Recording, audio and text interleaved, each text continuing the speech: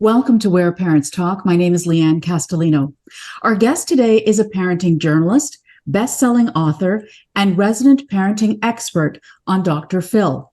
Donna Tetreault is also a former TV reporter, a former school teacher, and a mother of two teens. She is the author of a book called The C.A.S.T.L.E Method. Donna joins us today from Los Angeles. Thank you so much for being here. Thank you so much for having me, Lianne. This book of yours, The C.A.S.T.L.E Method, really represents several years worth of time, effort, research on your part. Can you take us through what that looked like? Yeah, of course. I was a general assignment reporter for many years. And when I had my two sons, who are now 14 and 15 years old, I switched into this parenting niche at the time. It has grown and exploded since then, but I was very interested in learning how to be the best version of a parent that I could be, not the perfect parent. But so that really led me to take that reporter skill set and just start interviewing hundreds of experts in the field in psychology and education and research to come up with an idea, a foundation of how I could best parent my kids, knowing that every family is unique and different. Every parent is, every kid is. But it was fascinating to me. And I literally asked thousands of questions and got all kinds of different answers and really learned a lot about this parenting field. So then what led you, as you're on that journey, to coming up with the theme of the book, which is really about the foundational building blocks of a family? Yeah, great question. My background is as a teacher.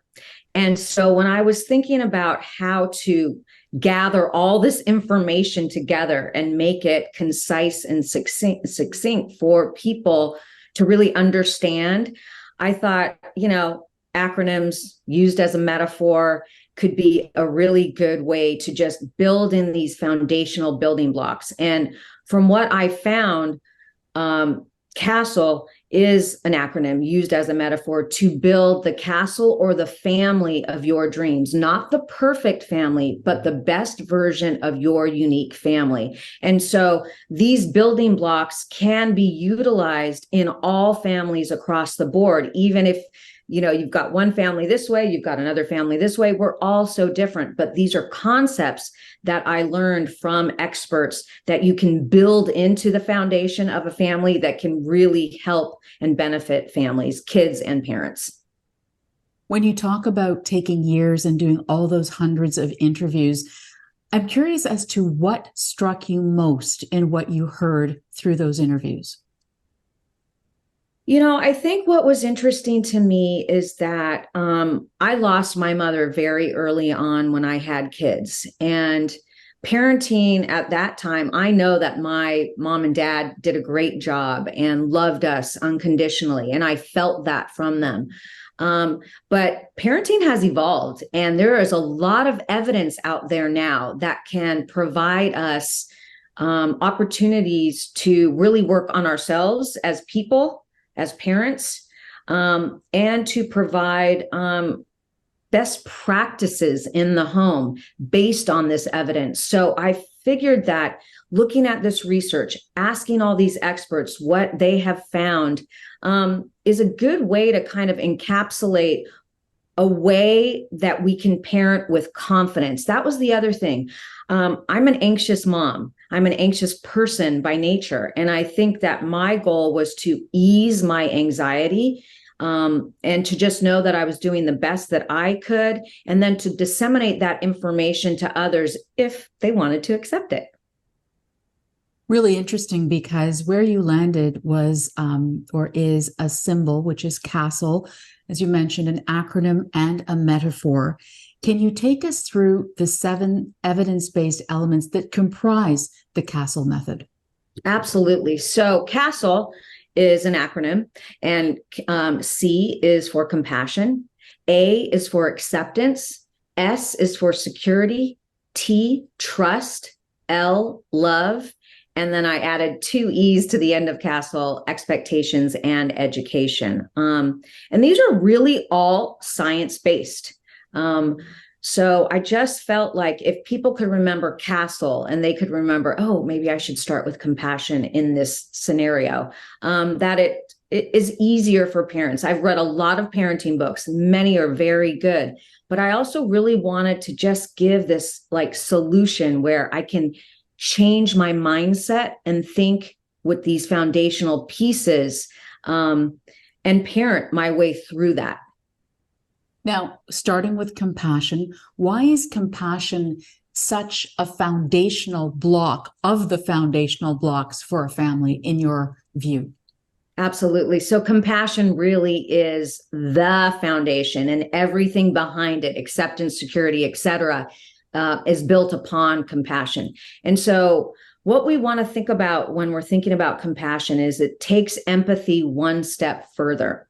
So when you look at empathy, you are putting yourself in another's shoes. So you are putting yourself in your child's shoes. Compassion, though, takes that to the next step where you are empathetic, but then with compassion, you are trying to alleviate the suffering another via solutions. So we're trying to empower ourselves, our child, our teen to come up with their own solutions, but taking that empathy to another level. And so not only giving compassion, but then also practicing and teaching self-compassion. It's really a big part of the book where I want parents to feel that self-compassion and to model it and then teach their children how to be self-compassionate. Before we get into the rest of the C.A.S.T.L.E method, though, I do want to ask you that the book is positioned as a book for the family, a family book. Why is that? It's so important to me because when I look at parenting and through that lens of the books that we're seeing out there, it's really highlighting what parents need to do. And what I wanted to focus on is that we're all growing and evolving within the family. I'm growing and becoming a new mother to teenagers. I was a mom to toddlers and, elementary school kids. So we're all evolving. And so as our kids are evolving, so are we as parents, and so is our family. And so to kind of take that pressure off that we have to be these perfect parents and to look at it as we're in this family together. We are this unique family, and we're going to grow and evolve together and learn together to be the best versions of ourselves and the best version of our family. It's a refreshing approach because so many parenting books tend to be about the kids or for the kids and not necessarily for the parent parenting that child. Absolutely. And that's what I think drove me when I was trying to figure out, how to parent my two boys who are very different people, right? All of our kids are it's just not just one approach. So I think these fundamental foundational tools, you can look at them and then put them into any approach that you're dealing with, any scenario. And so it's just a way to kind of take the pressure off of parents and to really say, we are evolving too. So it was something that one of my earliest I was doing blogging when I started, and the blog was called Super Mommy Not, because there's just this pressure that I think a lot of us feel, and we kind of got to release it and just give up and know that we've got to kind of trust the process, just as we tell our kids to trust their process, whether it's in education or athletics or the arts. So kind of just trust that process that we're doing the best that we can. It's an important point as well when you talk about compassion, right? And the idea that it's not just about having compassion for your children, it's also about compassion for ourselves as parents. Let's move on to the A in C.A.S.T.L.E. Talk to us about acceptance and why that is a foundational building block. Yeah, acceptance was really interesting to me because I interviewed a doctor out of the University of Connecticut, Dr. Ronald Rohner, and he has been doing decades of research on acceptance and the brain. And even perceived rejection changes the brain. So rejection, he has found, changes how our kids learn, love, and grow in life. And so I think that in this generation of parenting and of that helicoptering still continuing, acceptance is not true to our kids. So it's not what we want for them, it's what they want for themselves. And that is a part of that acceptance. And so I think having that knowledge, just that evidence, that research that says rejection changes the brain. And what he was trying to explain, this doctor, was that when parents become aware of this, they're better able to change the direction of the way they parent. And it's not always going to be perfect. You know, that rejection seeps in, but to have that awareness is really, really key. When you talk about acceptance, I guess these days the buzzword that, or, you know, a comparator phrase that we hear a lot is that sense of belonging, right? Yes. Yeah. And so moving on now to the S in CASTLE, which stands for security. Can you take us through the significance of security in a family as a foundational element?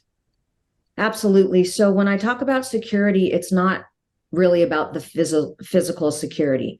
I'm talking about the emotional security. And in the families that most of us parents who are parenting now we were not provided necessarily knowingly emotional security. And so what that looks like, what I try to talk about in the chapter, is how to really allow for all emotions, really since the pandemic, you know, I think it was highlighted that mental health, even though that was rising, the trajectory of what was going on with our youth was rising before the pandemic, the issues with bullying, et cetera. The emotions are something within the family system that we have to help not only regulate ourselves and manage and model, but to teach that skill set. And so this is kind of, you know, as former educators, this has been kind of built into some of our school systems, but really not at the level we need. And so what I'm saying is that we really need to build it into our family systems so that parents understand how to help kids regulate and manage their emotions. So when we talk about emotions, there will be many parents watching or listening to this interview who'll say to themselves, you know what, I didn't grow up like this, and was never asked by my parents about my emotional state. So what would be your advice to that parent in terms of trying to rewrite that script for their own children now? Love this question. Look, it takes time and practice. This is we're working in progress, and we're trying to figure out what to do. But one way that you can build this skill set in is to understand how to recognize and manage emotions. And so here's an example. Kid comes home from school. They're really upset. You don't know why. You can ask, what's going on? Most parents would ask that. Kid might say, I don't want to talk about it. Maybe giving kids space. Okay, I'm open for when you want to talk about it, come to me. Then child comes to parent and says, you know, I'm feeling really upset about this situation that happened at school. So parent can then say, so how do you feel? What is that emotion? Identify that emotion. So maybe child might say angry, frustrated, sad.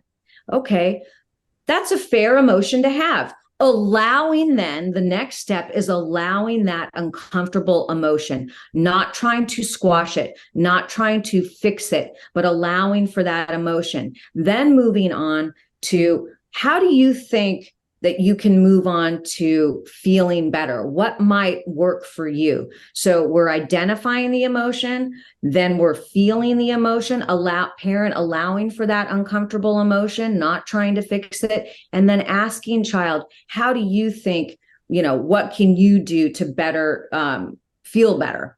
And what might that look like? Child's not going to go from angry to happy all of a sudden, knowing that emotional scale, they'll move up. But just that practice in daily life. And then parents modeling when they're upset. So I get home from work, I'm upset. I can articulate, you know what? I need a couple minutes. I had a really rough day at work. That then allows our child to have compassion for us. So we're building in all of these skills, and they can be simple skills, but it's just working and practicing and practicing. The other element that comes to mind when we talk about emotions is certainly the difference between boys and girls, male and female emotions. And so, what can you offer in terms of tangible tips and strategies for parents who may either have boys or girls, have both, and are trying to help support their children with their emotions?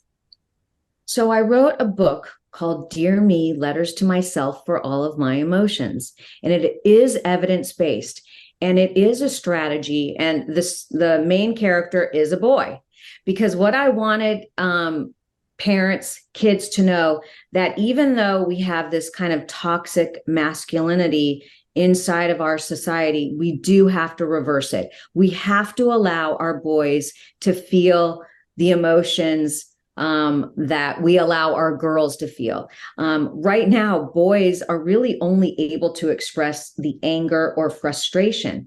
We want to allow all emotions for our boys. And so one way to do that is to write about our feelings. And this is something that young kids can do, even if they're not writing yet. They can draw about their emotions. And this is evidence-based. We want them to find ways to express their emotions. So say a young kid comes home very upset from school. Ask them to draw about how they feel. We want to ask our kids, how do you feel in scenarios where things are going on? Instead of how can I fix it? How do you feel? We really want to embed in the family system that all feelings are okay. And then when we have positive emotions, it's really important to recognize those positive emotions. So when a child is happy and joyful, parent just saying, wow, that really makes you happy, doesn't it? And we know from positive psychology that that builds the momentum for kids to identify more and more positive emotions. So they kind of have that in the background to know when I have negative emotions or really uncomfortable emotions, that I can go to those positive emotions. Moving along with the C.A.S.T.L.E method, we are at T, and trust. And trust is certainly foundational to any relationship and the success of any relationship. How does that look, or what does that look like in a family foundation? Yeah, so trust is really important in that we have to learn to trust our child's path, our child's journey, our teen's path. And so that looks like allowing them to make the decisions that they can in the particular scenario that they're in.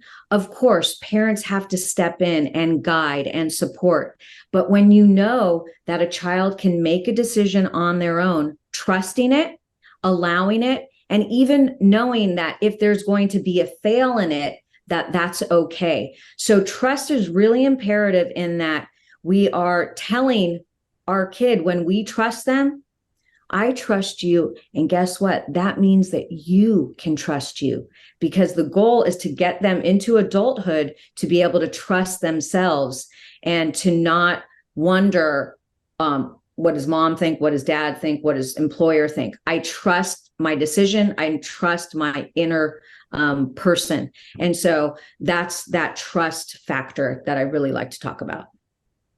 When we talk about trust, and you had mentioned helicopter parents, that is a huge leap for parents who are in that category. Certainly the hovering, the, always wanting to sort of fix the problems for their kids. What can you suggest in terms of tangible steps that helicopter parents, or parents who maybe don't call themselves helicopter, don't even realize that that's what they're doing, get to a place where they can trust their child to make their own decisions? Well, I think it's really important for parents to kind of think about what the end goal is. And the end goal is to bring in healthy, competent, courageous adults into the world. And it's a matter of practicing as a child, as an elementary school person, as a teen, to get into adulthood. And so if you look at it that I'm just practicing how to be a human, I'm practicing how to get to the next level in my life. So it might look like for a teenager, parents are really concerned about college and where kids are going to go to college. Allowing the teen the path to decide what classes they should take that are intrinsic to how they want to learn, instead of, well, I think I know better. I think that you should do X, Y, and Z to check these boxes because it's going to help you get into maybe this college, who knows? But allowing them, to pick their own classes and to have a voice in their world, in their life. And so it can look a lot of different ways, but I think that when parents understand the end goal, that all of this is just practice. This trust is practice to get our kids to where they need to be. One of the really fascinating things about your book and your body of expertise is the multi-layered lens that you bring to these parenting questions. So when you talk about trust, for example, you were an elementary school teacher for a number of years, and you dealt with parents and you dealt with children that weren't your own.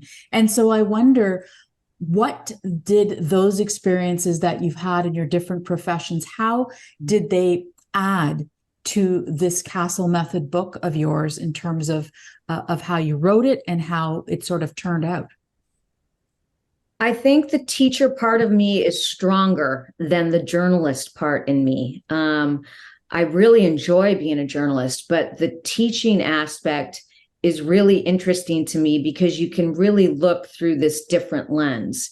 And I think that when I was a teacher, and in particular at parent-teacher conferences, parents kind of just wanted to know the information from me. What are you doing? What can you do? And I think that it's really important for parents to know that being a part of your child's education all the way through is really, really important. And even in those teen years when you think you can pull back, yes, you're going to allow for that interdependence. But what I found was I wanted to know more about the kids, minus the academics. What's missing in education right now is this connection between teachers and their students. And there's an array of reasons. They're trying to catch up. Teachers are trying to catch up. Kids are trying to catch up. And I think that when parents can help with that connection by telling teachers who your kid is, this is what my kid enjoys. This is how I see my kid learning. This is, who they show themselves to be at home. How are they at school? So it's building connections that I think are really important in the educational process, that I think a lot of parents feel like, well, I'm just going to let my kids go to school and the teachers are going to handle it. But what I like to say is that it's parent, teacher, student. You're a team, you're working together, and that's how you're going to get best results. Now, the L in the C.A.S.T.L.E method stands for love. What would you like to say in terms of how love is foundational to a family foundation? Yeah, I really talk about love and unconditional love, but I think for these purposes, it's really about self-love. We have a lot of adults walking around who did not have good self-esteem and are practicing that inside of their homes and don't show themselves love. And so I think teaching self-love is a way to level up on self-esteem. So self-esteem comes from outside sources, from the environment and other people, but self-love comes from our inner being. And so it's really trying to focus on, there was one study that was done where a doctor was looking at, how do you promote this self-love? And it's basically like showing a kid, you may not like something about your physical self, but knowing what that is and just accepting it for what it is can provide self-love. But we're building in this idea that mom and dad have to show themselves self-love, and modeling again that for our kids, and really trying to get our kids to understand that their inner world is their guiding world, not the outside world. And that's, we've got social media that's coming into play. We have all these different things. So it's really self-love, just leveling up on self-esteem. Expectations and education, the final part of the C.A.S.T.L.E method. What would you like to say about that?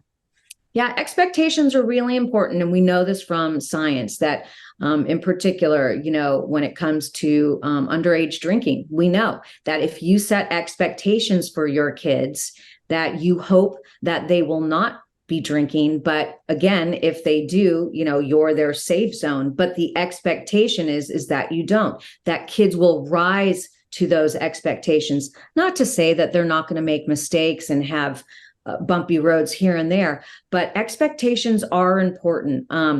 Chores, those expectations are saying to our family system that you are a participant in this family. I'm not going to necessarily pay you for your chores, but being a part of this family, that is an expectation. So, and you build in expectations for your particular family, that and your value system. And then education, I kind of did touch on it, but I think that the education part that I didn't was just educating ourselves as parents as we go along. There is so much evidence out there. There is so much research that we can pull from that our parents' generation wasn't really able to. So I think just being open to it, not having to study it like a parenting journalist or a researcher or a psychologist, but being aware of, there are different ways to approach things in your family. It's going to work for one family this way. It's not going to work for one family. So just being open to all these different possibilities and what works for your unique family. Speaking of unique, one of the unique challenges of parenting today certainly is the amount of trauma that both parents and children are exposed to in the world. In what ways does the C.A.S.T.L.E method address and actively address mental health? Such a good question. Yeah, I did mention that I'm a bit of an anxious parent, and I can be, but that emotions, that emotional security, really working on ourselves as parents to understand why we're feeling a certain way, what emotions those bring out, and asking ourselves, getting really curious, am I parenting through that fear, that anxiety, or is this just an emotion that, of course, is impermanent and will fade? And can I check myself on that? And so we want to be able to really practice managing those emotions and being really aware. And then that allows for better mental health and well-being. We know that emotional regulation allows for better mental health, as well as resilience. So we want to build that resilience in with that emotional security. Donna, in the course of writing and researching this book, I'm curious as to how did that collective experience impact how you parent back then, and a few years ago when you were doing all that work, and since then as a mother of two teenage boys? I have to say that I use the C.A.S.T.L.E method because I would not be talking about it if I didn't. And I think that the fact that I have learned self-compassion as an adult has been such a guiding light for me, because I, wanted to create this beautiful family, not this perfect family. But I think that being hard on myself, I've kind of learned how to practice this self-compassion. And, quickly, I was in a kind of a battle with one of my teens, and he said to me, after we had kind of went our separate ways to give ourselves a breath and then come back. And the first thing he said is, I want to talk to you, Mom, and I want to ask you for more compassion. So to have my 15-year-old say that to me gives me this awareness that, yeah, I wasn't perfect in that moment, but he knows how to ask for that compassion. And he's able to talk about his emotions. And so I think it's just this practice, and it's become embedded. And we're not perfect. We've got all our stuff going on, but it's just having these moments that we know that, we are trying to protect each other and feel each other's emotions to work toward helping each other and creating the best version of our family. Donna Tetreault, parenting journalist, author of the C.A.S.T.L.E Method. Really appreciate your time and your insight today. Thank you so much for having me.